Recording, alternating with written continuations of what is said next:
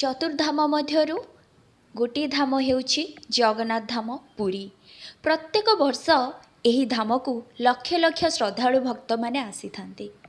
कौन आपण माने चाहते कि एही धाम पुरी रु गोटे सुंदर घर किंबा प्लॉट किणवा पाई? तेबे आज ही आसंतु 100 एकर एही मेगा प्रोजेक्ट को।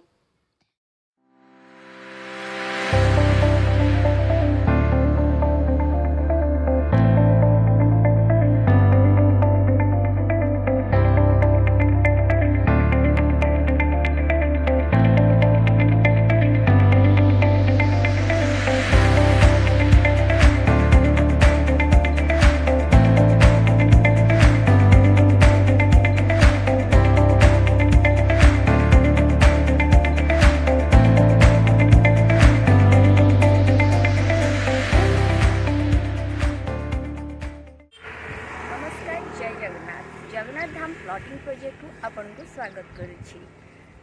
तो जमती कि देखि पारुथिबे मालती पाटपुर आमे आसिले 6 किलोमीटर तापर हमर एटा प्लॉटिंग एरिया रहुछि। हमर ए प्रोजेक्ट रहुछि तार ऑपोजिट साइड रे रहुछि। ठीक सेठी देखंतु ऑल इंडिया एमपीएमएल मानकर गेस्ट हाउस टिके जूम कर दियो। सेठी ऑल इंडिया एमपीएमएल मानकर गेस्ट हाउस रहुछि। सेपड को देखुथिबे सेपड को कैमरा कर सेपटे रोचे आम Jagannath medical college pharmacy college ये सब रोचे और चतुर्पार्श्वे रोचे आदर्श महाविद्यालय रोचे पेंठकटा पुलिस स्टेशन ये सब किसी रोचे।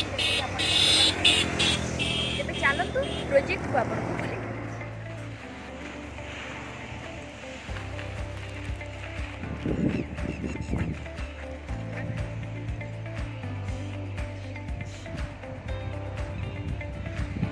आमर जगन्नाथ धाम प्लॉटिंग प्रोजेक्ट जो कि आपको 35 फीट एंट्रांस बीच रोड मिलूँ सहित देखिए इलेक्ट्रिसिटी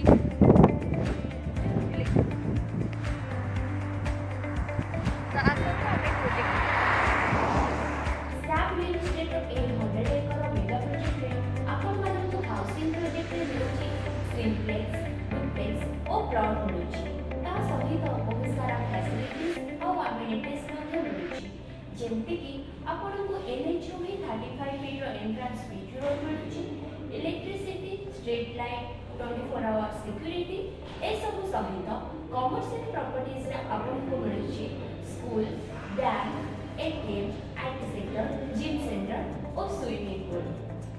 हाउसिंग प्रोजेक्ट रे थिबा सिम्प्लेक्स रोची 1 बीएचके एवं डुप्लेक्स रोची 5 बीएचके। 1 बीएचके सिम्प्लेक्स रे आपन मिलूँ गोटे बेडरूम गोटे toilet room dining hall kitchen car parking boundary wall और वाटर टैंक और सेप्टिक टैंक। सेमती कि 5 बीएचके डुप्लेक्स रे आपन मिलूँ 4टी बेडरूम 4टी टॉयलेट रूम 2टी डाइनिंग हॉल 2टी hall kitchen study room puja room और car parking plastic water tank और सेप्टिक टैंक। तेरे अपेक्षा कौन पाई आज ही आसंतु निज स्वप्नर घर और जगह किणवाक। अधिक विवरण